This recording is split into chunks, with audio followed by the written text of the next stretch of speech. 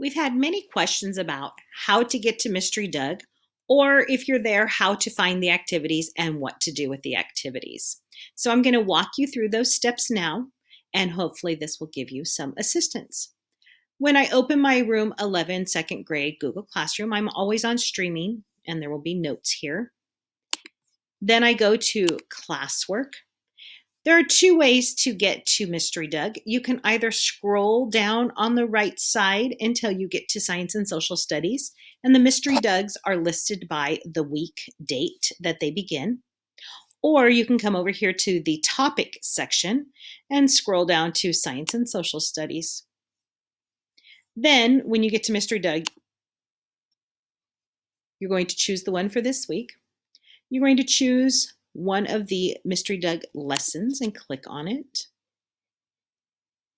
And you'll notice that this screen looks very familiar.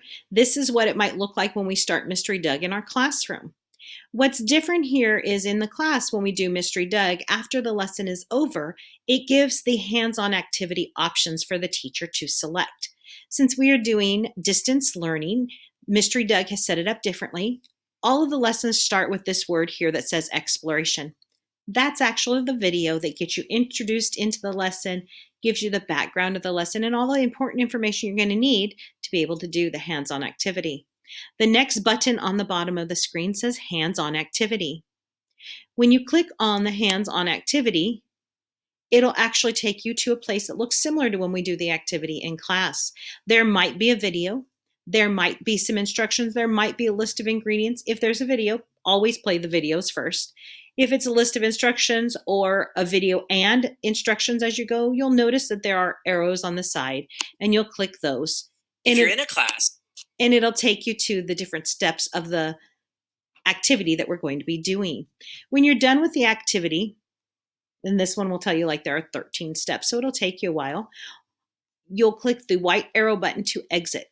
If at some point you miss a step or you forgot to do something, the back arrow will take you back to where you were on the previous page, and you can click that till you get back to the beginning of the hands-on activity. When you're done with the activity, you click the X and it takes you back to the original screen. The wrap-up section is actually usually a video that goes through what the pages look like, what the activity looked like, and it kind of gives you the science behind what you figured out on your own.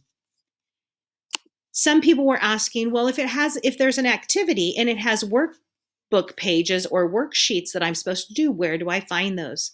So if you click out of the video and you scroll down, you will see, ignore the little, your membership has expired. Our membership isn't expired, it's just something that pops up on our screens periodically.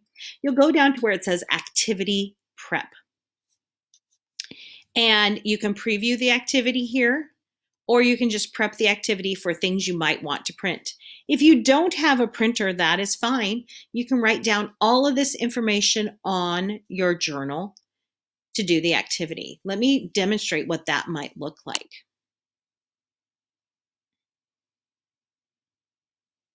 These are the pages to print.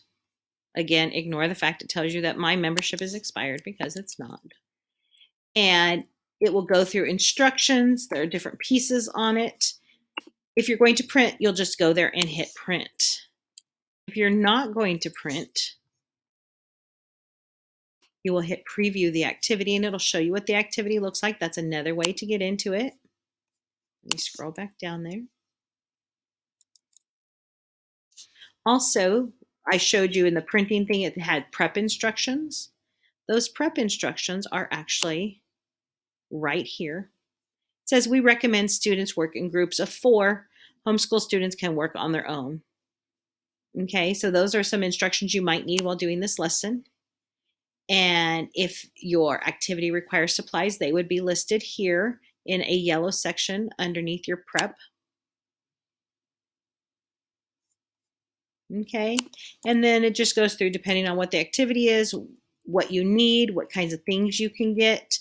This one doesn't have any extra things that you need other than the page that you were going to print, so it just took us to a generic page. All right, and then you can also, if your computer is having some problems viewing, If you're having internet problems like Mrs. Snodgrass is having, you can also download the mystery onto your browser and it'll just make it on your desktop. So that way you'll be able to see it that way. Also, it takes a while for this to happen, so I'm going to stop it midway through. Just wanting to go through all the possibilities of what you might need here. And then the activity page is always listed under a link. It's usually purple because Mystery Doug's color is purple. So if you click on the link, and hopefully Mrs. Snodgrass's internet will hold out for you to see this. Ta-da, there it is. It is the pages that are going to be referred to in the activity.